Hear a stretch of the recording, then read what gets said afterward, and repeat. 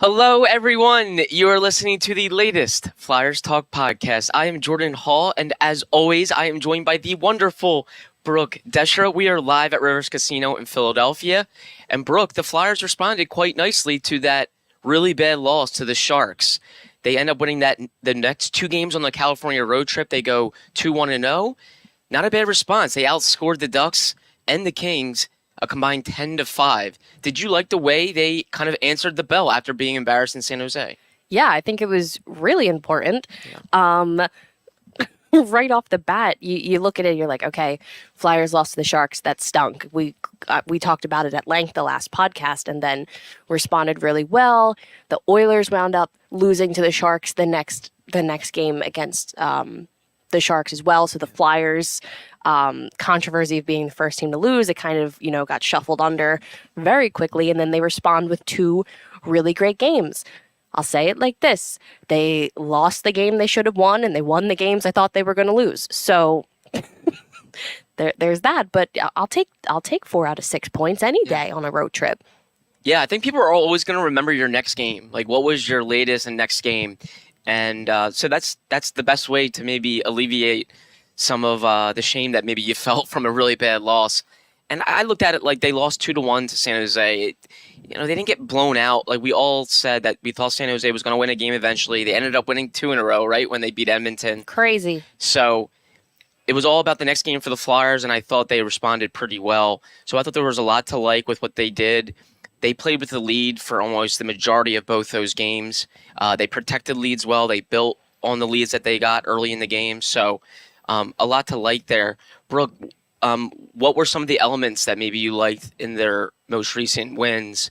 Anything that maybe caught your eye or surprised you?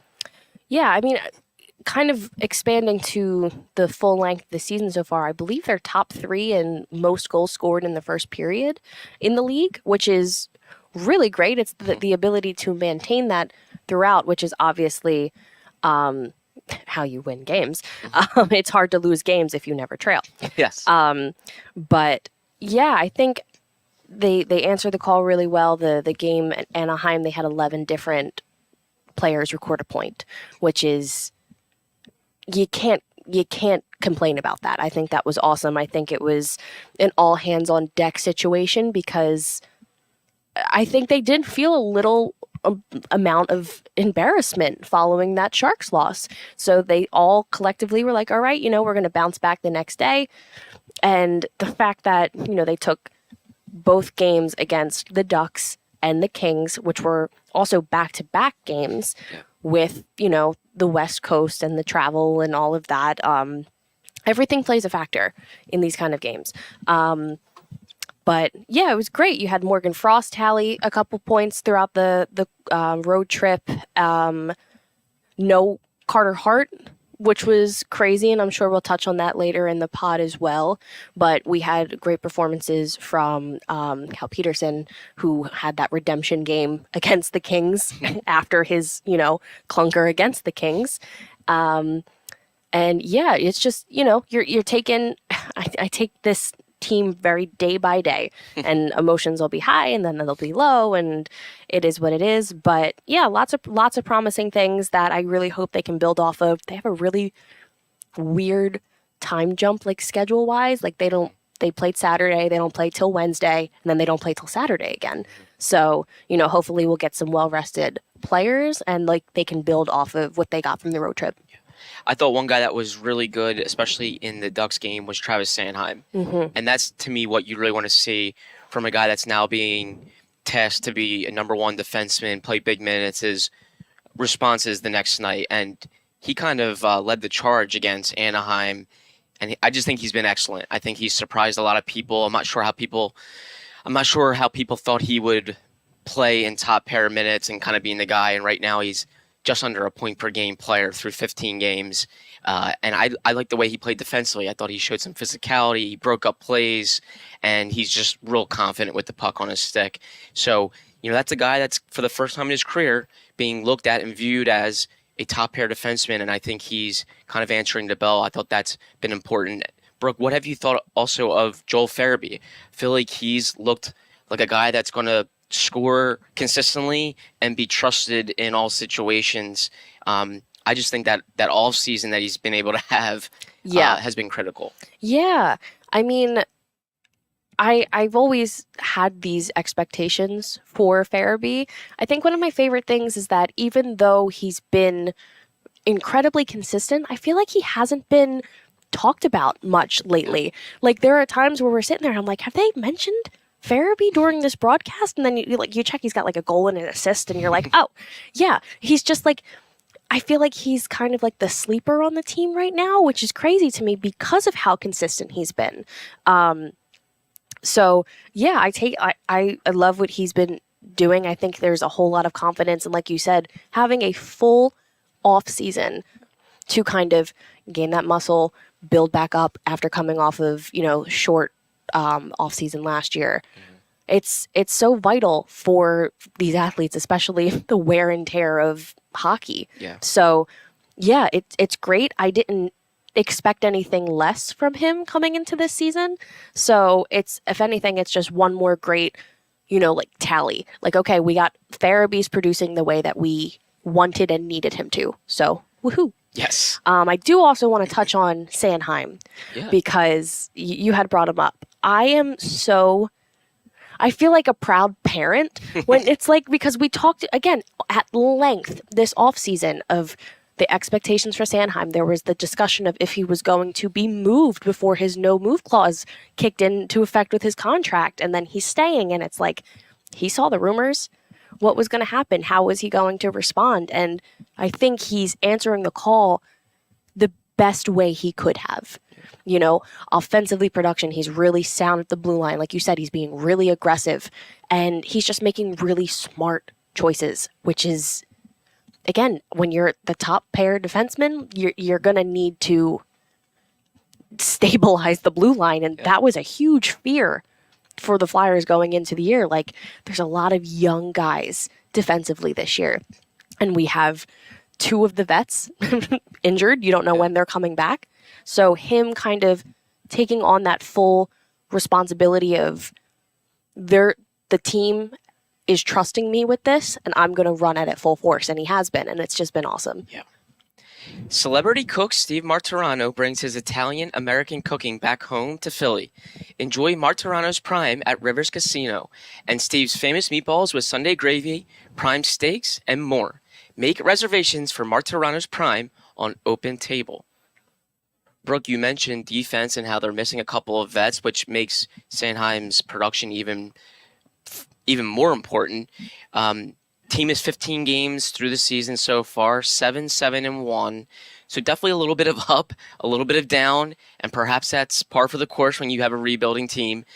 But I think there's definitely been some surprises. Excuse me.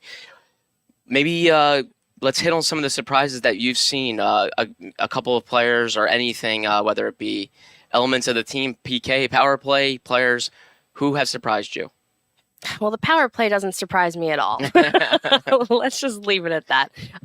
If they score 2 power play goals in the next month, I will. Wow. Party down broad? Yeah. No. Set up the parade. Yeah. No. No. So there's no surprise elements about that. But we were just talking about this before we hopped on. Sean Walker has been such, again, like, nobody expected him to really come in and contribute. I genuinely thought he was going to be one of the question marks in terms of if he was even going to make the roster. And he's been one of the most consistent players from the start of the season.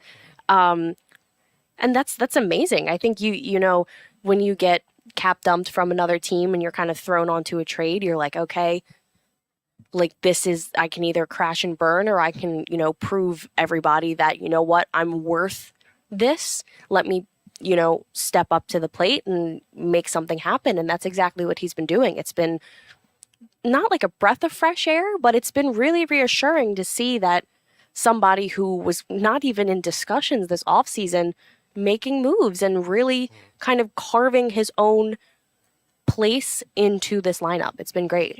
Yeah, he's getting power play time. If you told me Sean Walker this early in the season would be quarterbacking one of the power plays, I probably would have been like, no way. They have Sanheim, Cam York. Like, why would Walker be Right. quarterback in power play? That's how good he's been. I think they wanted to reward him with power play time, take a little bit off of Cam York's shoulders. And yeah, Brooke, I'm totally with you. I thought he'd be a guy that maybe would be fighting for a spot in the lineup, like a guy that would maybe be a healthy scratch from time to time. And he's absolutely, I think, won over a lot of people. John Tortorella didn't know much about him. John Tortorella had to reach out to Kings coach Todd McClellan in the offseason to kind of get a scouting report on him. So I think there's a lot of people that didn't know who he was. He was very much um, a part of the Kings wanting to offload some cap. Mm-hmm. So the Flyers kind of had to take him on to facilitate that trade of Ivan Provorov. And yeah, he's making things really interesting. He's been good defensively, active offensively, an expiring contract. So perhaps we'll see where the Flyers are come the trade deadline. But if they're going to be selling off some pieces, if they're not in a playoff race, I think Sean Walker could be a really attractive piece for contending teams. I think teams are always looking for depth on defense. They're always looking for expiring contracts, a rental per se, and I think he could be a really good one if he keeps it up. So a nice little addition for the Flyers, a guy that's surprised. Brooke, maybe perhaps this was a little surprising last game, Bobby Brink and Igor Zamola sitting as healthy scratches.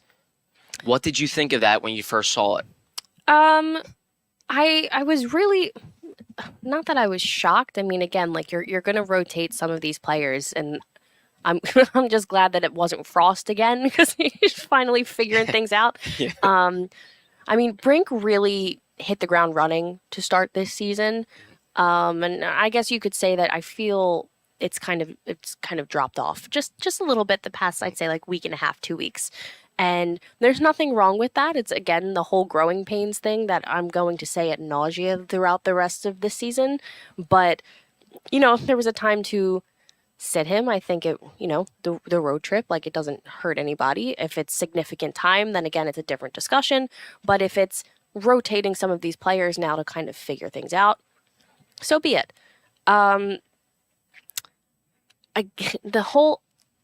We're going to shift gears for just a second. Sure. Because I don't know how I feel about Forrester still not sitting a game. Yeah. I understand getting him the time, the experience, but when you're rotating these players, and I totally understand you need consistency of them playing night in, night out to kind of build that confidence.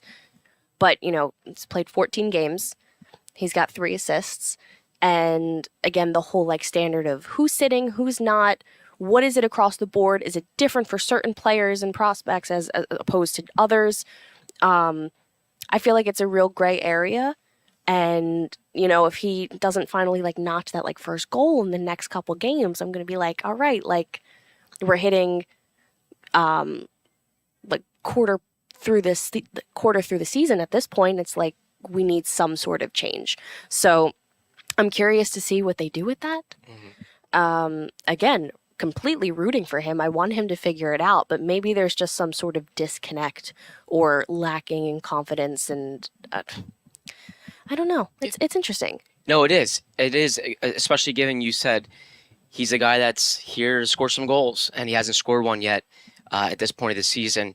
I do think he's been pretty good, away from the puck. Like the other night against the Kings, he made a really good play on the forecheck. He stripped the guy, and then that led to Atkinson's 4-1 goal. Yeah, he's not standing out in a bad way at all. But he is here to score. Yeah. Yeah. And I do think he's very much in day-to-day mode with the Flyers, just like they were okay sitting Brink and Zamola. I do think they're going to be watching him very, very closely to see how he is. Does his play dip off a little bit? Does he look tired at some point? Does he need a break to maybe watch a game? Similar to what we just saw them do with 2 young players in Zamola and Brink. Yeah, Brooke, I was okay with it. I think if it becomes a consistent theme, that's where I would have a problem with it. I don't think Brink should be coming in, coming out, coming in, coming out. Same as Zamola. I would like to see them play in consistent stretches, and if they need a blow from time to time, that's fine. Sure. Brink had fallen off a little bit, in my opinion, and he's a smaller guy. It's the first time he's played every day in the NHL. Same as Zamola. He's a skinnier kid. He's put on muscle, but he's a little more on the skinnier side and has not done this yet at the NHL level. So, second night of back-to-back against a good Kings team, I was okay with it. But I would like to see them get back in the lineup, and I do think Forster should be able to be viewed the same way as Brink and Zamula and Frost and Ryan Paling. Like, if they find a time where he needs to sit, I'm okay with that. But I do think Forster can be an everyday guy eventually at this level too. Absolutely. Again, like him having a slow start to his first full season in the NHL is not writing him off. Yeah. Like he's not going to do anything. He's a bust. It's first full season. Yeah. As a professional NHL hockey player. Yeah. It's not the end of the world, and I think that is just something that always has to be emphasized on time and time again. We had the same issue with Morgan Frost. Yeah. Everyone panicked the first time he came up, and they were like, he's not producing, he's not doing anything. He was so great in the OHL. What is going on? Yeah. They're adjusting to the league. Yeah. It's not just like flicking a switch and being like, hey, I'm here. Let's do it. Yeah. It's not everybody's going to be like generational draft picks like Connor Bedard most recently. It just takes time. It just takes time. It does. It's fine. Yes. It's not the end of the world. Well, you mentioned Frost. Earlier in the podcast. Really nice breakout performance against the Kings with a couple of goals. His first 2 goals of the season. I really hope that bought him some leash. I think he deserves to have a longer leash now. The Flyers are asking him to produce and create and make offense. I thought he did it, and I hope that buys him a little longer of a leash, and it relieves a little bit of pressure too. I don't think you want to put a young player through the pressure of like, hey, if you don't produce, you come right back out. What did you think of Frost, and do you think we'll see him in the lineup a little more consistently here? He had that first goal, and I just sat there and I was like, thank God. Yeah. I was like, that had to feel so good. Like, just, immediate relief of pressure, like finally, like rip the Band-Aid off. We're back. We're locked in. It was great. And I think again, we were talking about this right before the podcast. I saw a really great discussion going around on Twitter or X or whatever you want to call it now. Basically just saying people view Frost as like wanting him to be like this pure goal scorer, but he is such a great facilitator. And I feel like we were able to see glimpses of that again the past couple games. And again, before really this whole season, he's had really great like high danger moments, like really great pressure on the puck. He just hasn't been able to capitalize on it. And he finally was able to during this road trip.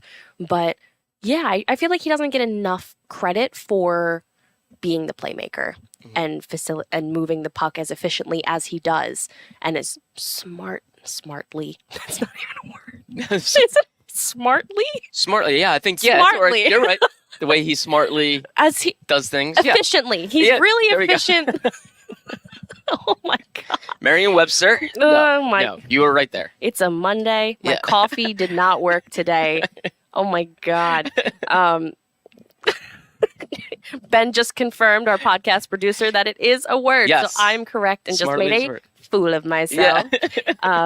Yeah. Anyways, good job, Morgan Frost. Yes. No, you can see what confidence does for a player like him, right? He scores that goal, and then 10 minutes later, he's right in front of the net, and he's redirecting his, a shot for his second goal. I think confidence is such a huge component for a player like him. So I think he could ride this a little bit. I thought we saw that last year when he got going big time, when the calendar turned to 2023. He started putting up some points, and he just kept building on it. So I think he can do that here. But the key is, like, he has to play. He has to play.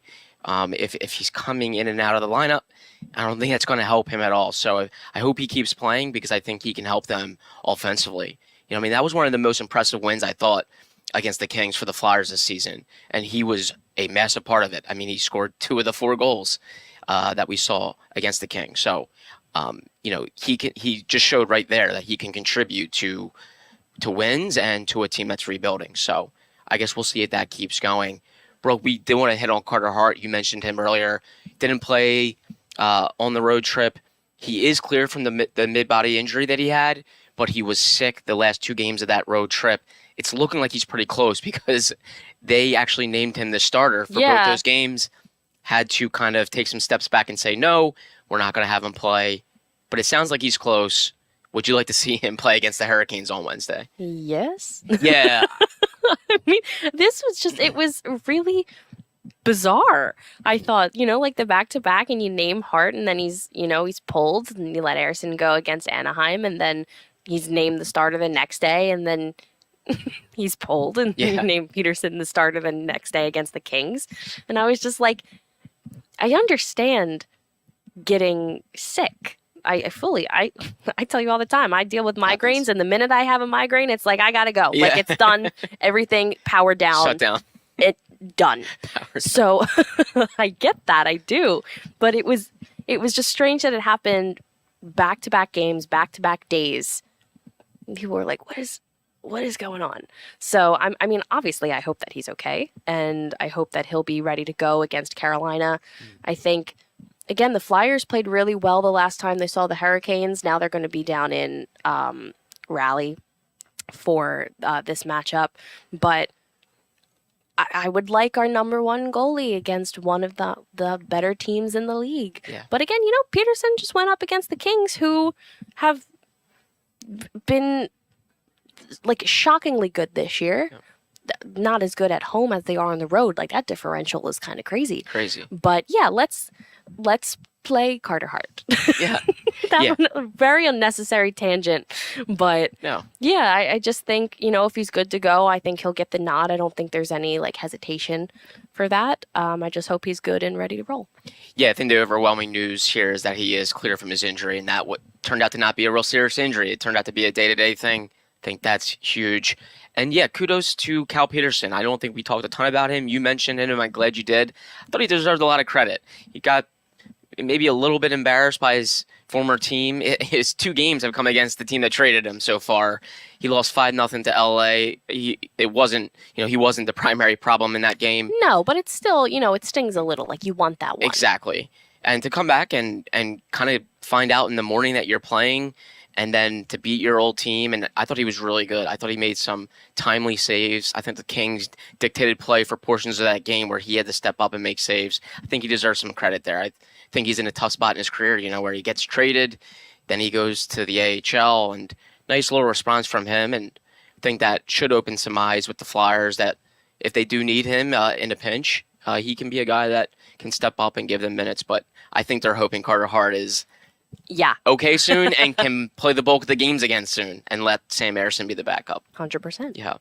Well, Brooke, more hockey to come up here. Like you said, a little bit of a weird week where there's a couple days, but not enough hockey. Yes, we need more hockey. Not enough. Brooke wants more hockey.